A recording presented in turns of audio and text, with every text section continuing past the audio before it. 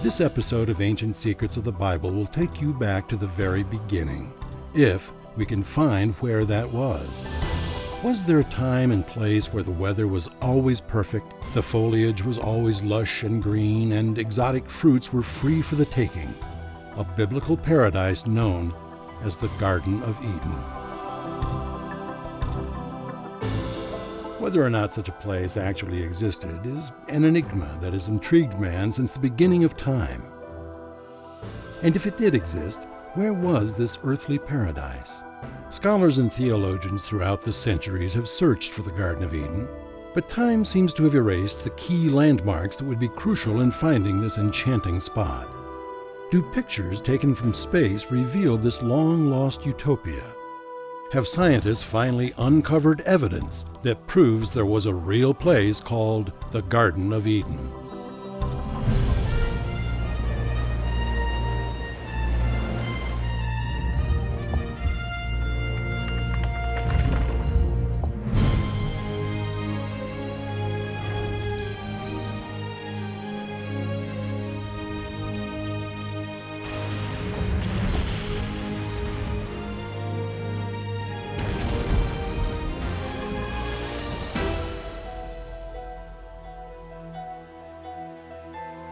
We are about to look through the pages of the first continuous recorded history of mankind in the book we call the Holy Bible, as we continue our investigation into some of its most controversial stories and try to answer some very tough questions. Is the Bible a reliable account of miraculous interventions, of angels, apostles, and the power of prayer? Or is it just a collection of stories and myth, as some modern-day critics suggest? Both Bible skeptics and proponents from around the world have contributed to this exciting discussion. Some of these biblical revelations may shock and surprise you.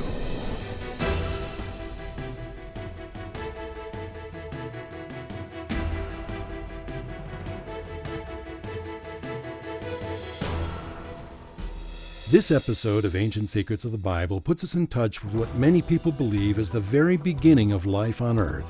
And right at this very moment, there are people from every corner of the world interested in these photographs. Because, believe it or not, one of these satellite images may lead the way to the Garden of Eden. Most of us have been hearing about the Garden of Eden since we were kids. I mean, it's a nice fairy tale. But there's no evidence that any place even remotely like that exists anywhere. At least not on this planet.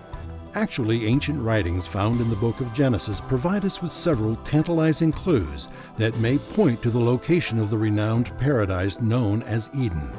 But these hints aren't as specific as researchers would like. In fact, several different people claim to have found the Garden of Eden, but they disagree on its location. Is it possible that there's more than one spot on Earth that fits the biblical roadmap? And can we ever know which locale might put us in the right neighborhood? Eden North and Eden South. That's how two leading theories for the location of the Garden of Eden might be described. One camp says that the paradise on Earth was located in the northern part of the ancient world. The other insists that it's thousands of miles to the south, and they have satellite images to prove it. Could it be that one of these factions has actually found the Garden of Eden? Both claim to be using the same biblical documentation to pinpoint its location. So why do they disagree? And how do these theories stack up against the ancient evidence? The location of the Garden of Eden is defined by the rivers that flow from and around it. Genesis chapter 2 tells us that a river watering the garden flowed from Eden, and there it divided into 4 headwaters. Now, each of these rivers is mentioned in the biblical text: the Pishon, the Gihon, the Tigris, and the Euphrates. Now, the names of the 4 rivers would seem to give us the precise geographical location of the Garden of Eden. All you have to do is find the location of the start of these 4 rivers, and you found the garden. But it's not that easy, because while the Tigris and Euphrates still exist, the other 2 rivers have been lost to time. How could anyone find the Garden of Eden when 2 of the 4 landmark rivers are missing? For thousands of years, it was an impossible task. But in recent years, satellite technology has spawned much more serious searches for the elusive paradise. What clues can we glean from this heavenly view of the earth? And will they be enough to lead us to the Garden of Eden? The most likely location for the two lost rivers, the Pishon and the Gihon, would be those places where the Tigris and Euphrates rivers come close enough together that they could meander and cross. Is this the location of the Garden of Eden? At first glance, it's obvious that this area of Turkey satisfies the requirement of the four rivers. But does the Bible provide any other clues that might prove or disprove this theory? And if so, do these clues point to a different location entirely? The Bible makes some qualifying statements about where these four rivers of Eden are located. Especially interesting are the descriptions of the two lost rivers. First of all, the Pishon is said to have flowed around the entire land of Havilah, and the Bible tells us that Havilah has great natural resources in the form of gold, onyx, and bdellium. This is an aromatic resin similar to myrrh. The ancients regarded it almost as valuable as gold. Is there such a place as the land of Havilah? If so, it's certainly not listed on modern world maps. But can we find Havilah by locating its gold? And will this intriguing path lead us back to Turkey or someplace entirely new? In searching for the location of the Garden of Eden, researchers have to use all the clues available to them. So locating the land the Bible calls Havilah is key. Biblical archaeologists believe Havilah is located in western Saudi Arabia. Here we find one of the richest and longest producing gold mines in the world, known as the Cradle of Gold because it was first mined in early biblical times. In fact, some Bible scholars point to this operation as the most likely candidate for King Solomon's mine. The problem with locating the land of Havilah in western Saudi Arabia is the fact that today the area is one big scorching desert without any apparent traces of rivers having existed there. At least that's what researchers believed until Landsat images taken from space allowed them to make a startling discovery. A world-famous geologist from Boston University, Farouk Elbaz, examined these images and discovered clear evidence of an extinct river, which he named the Kuwait River because at one time it flowed across northern Arabia and reached all the way to Kuwait. So now we've got an extinct river, an area that's rich in gold, and that same area has the natural resources to produce bdellium, just like the Bible says it should. Based on this evidence, some scholars assert that the Kuwait River was probably the Pishon River named in Genesis. Could the extinct river of northern Arabia be the lost Pishon of Eden? It seems to fit the description given in the Bible, but what about the Gihon River? Is there any trace of it to be found? The difficulties in locating the Garden of Eden are in terms of history and geography. It's hard to use scientific tools to date the spread of human technology and civilization earlier than 10,000 years ago, though we know that humanity's been here for 40 or 50,000 years. And then the region of Mesopotamia undergoes significant geological change over time. Riverbeds, flood deposits would make it very difficult to try to dig out any evidence very early in humanity's past. Another clue the Bible gives us to the location of Eden concerns the second lost river, that is the Gihon, which is said to wind through the land of Cush. In the 17th century, translators of the King James Bible equated the biblical land of Cush with the ancient region of northeast Africa known as Cush. But a recent discovery casts doubt on this conclusion. In fact, many Bible scholars now believe that the King James translators made a mistake, and the name of the land where the Gihon River flowed is actually Kashu. If this is true, then we're really onto something, because Kashu is a land archaeologists can identify. It belonged to a people called the Kashites who conquered Mesopotamia in about 1500 BC, and we know that ancient Mesopotamia is located in present-day Iraq. Because of the misidentification of the land of Cush, efforts to find the Garden of Eden have been stymied for thousands of years. Could it be that the final piece of the puzzle has finally fallen into place, and will it now reveal the location of the last missing river?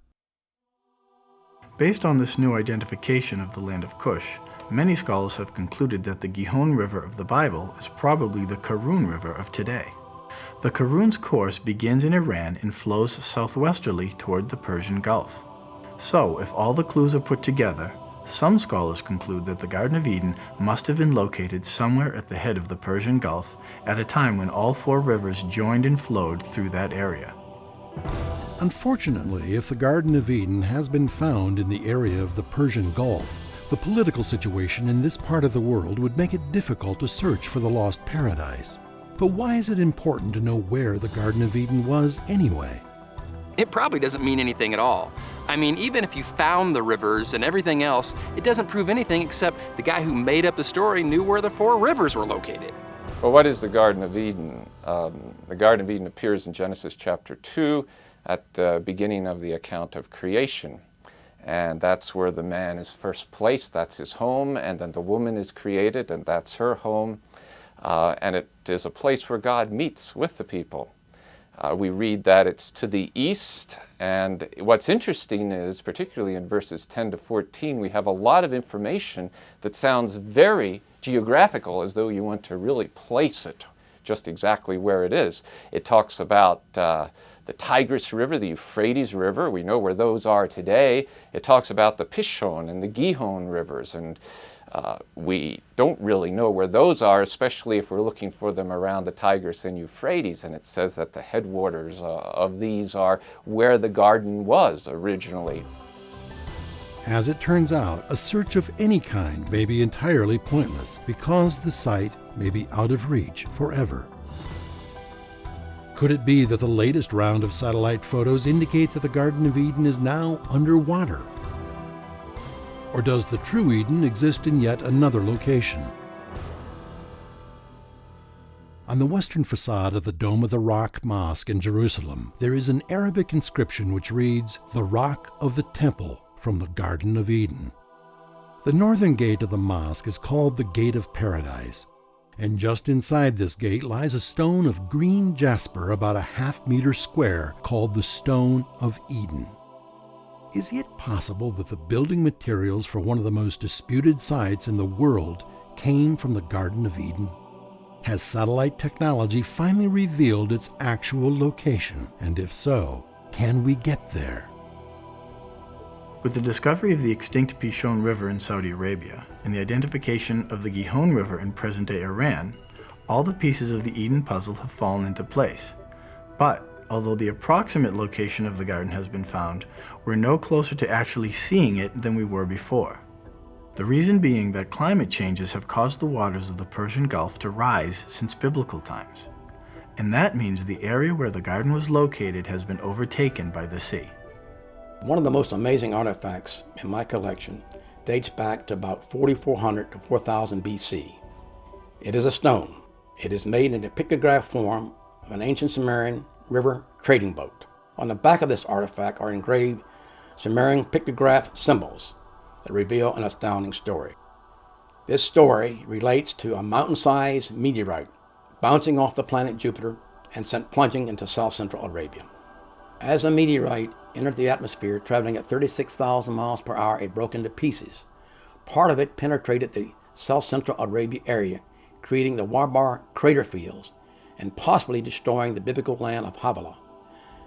The second part pelted the Gulf of Oman and the Persian Gulf area, creating a massive tidal wave and the biblical flood described in the book of Genesis.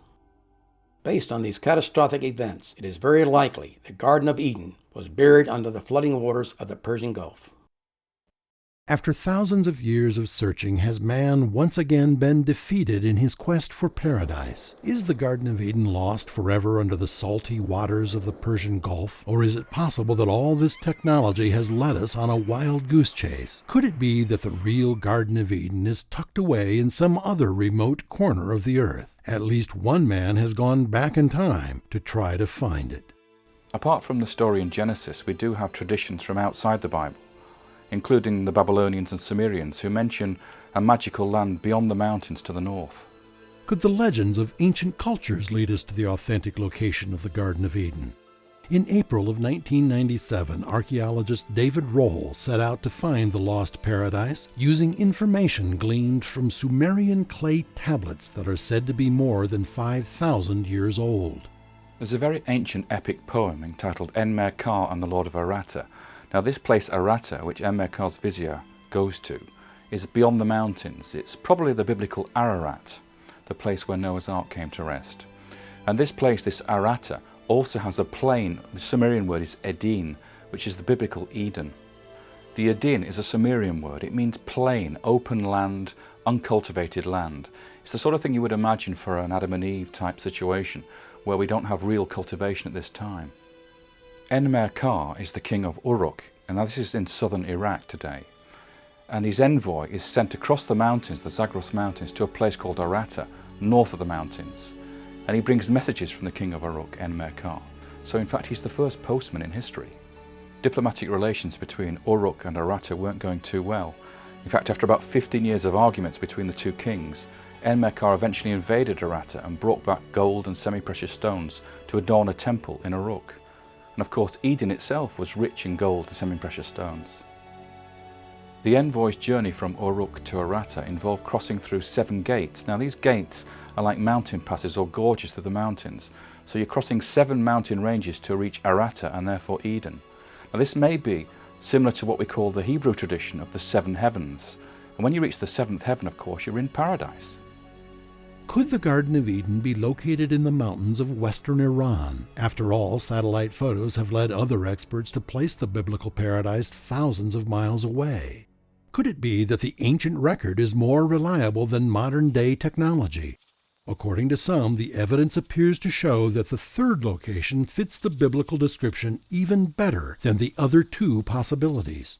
Satellite technology merely confirms what we already know about the possible location of the 4 rivers connected with Eden that we see in the Bible.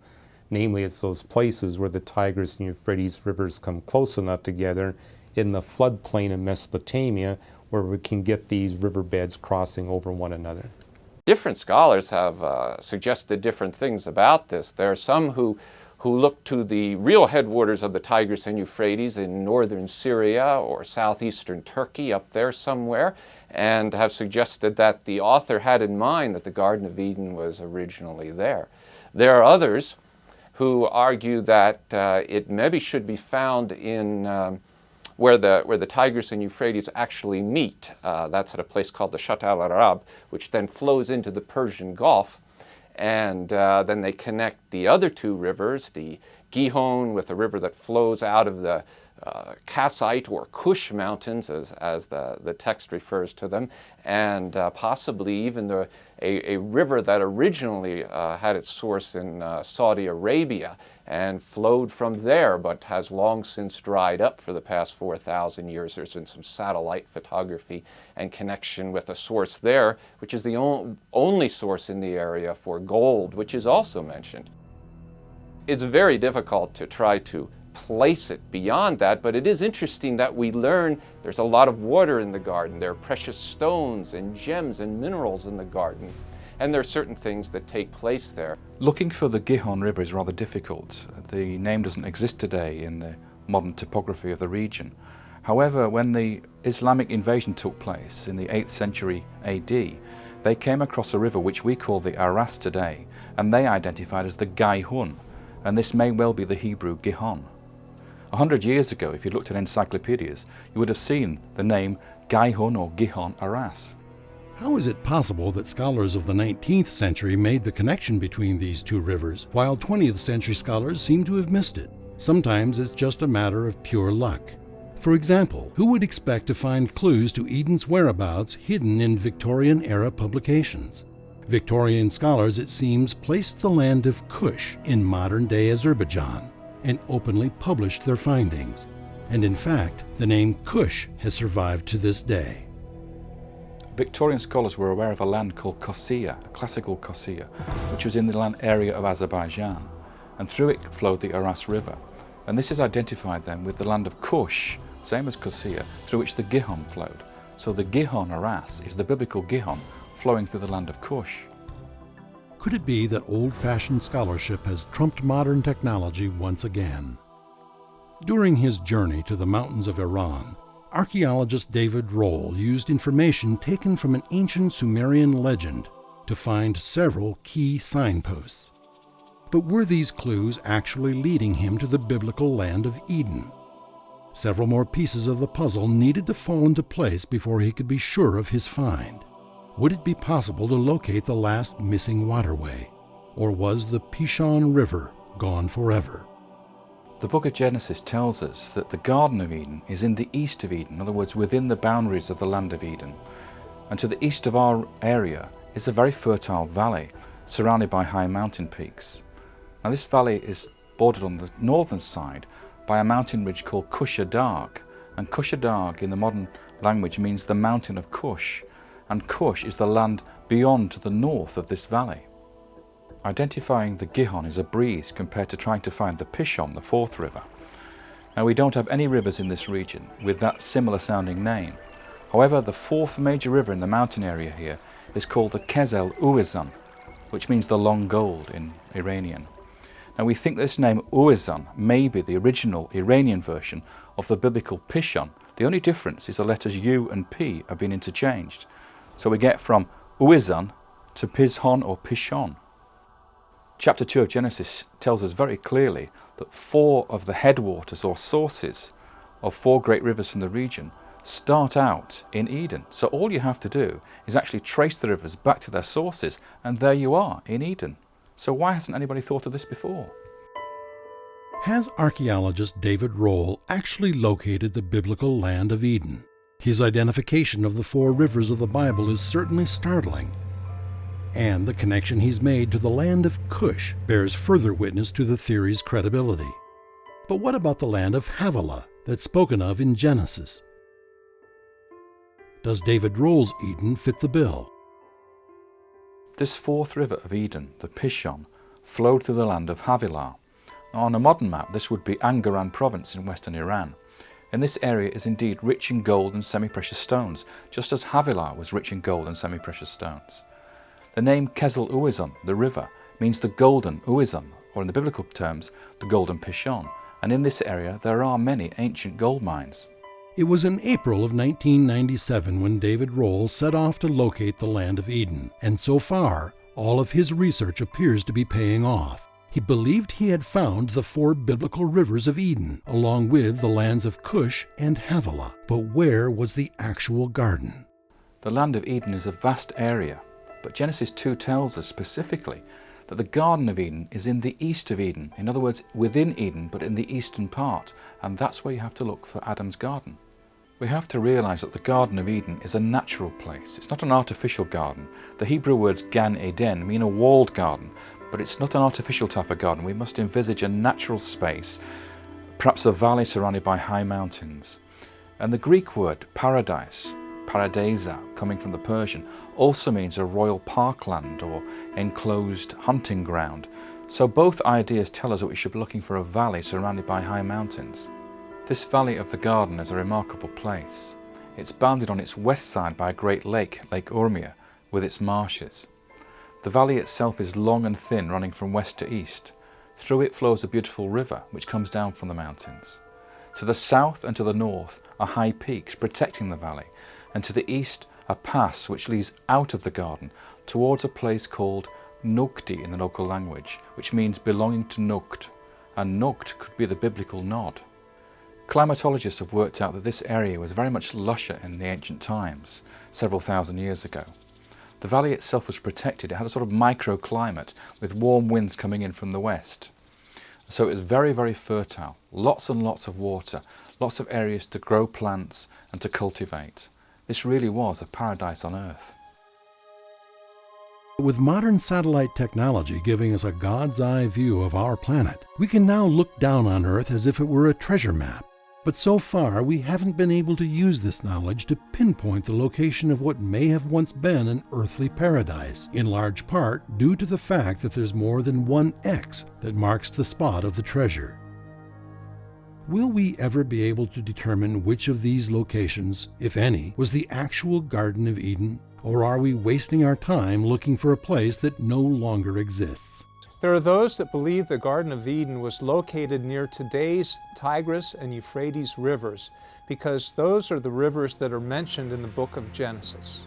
However, if you also accept the Genesis chapter 7 account of Noah's flood as being historically accurate, then it's easy to understand how the destructiveness of this flood would probably bury the Garden of Eden and any pre-flood rivers under thousands of feet of sediment.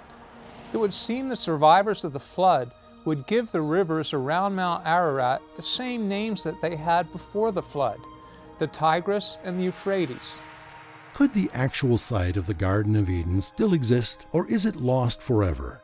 Whichever side of the argument you happen to choose, there's no denying that the story of the garden is found in many of the oldest cultural records known to man. For example, the Chinese language may have a reference to Eden embedded in its symbol for the word west. Literally translated, the symbol means two people in a garden. Did the people of this great Eastern culture originally come from the west, perhaps somewhere in the Tigris-Euphrates Valley? And does their symbolic language commemorate Adam and Eve in their garden home?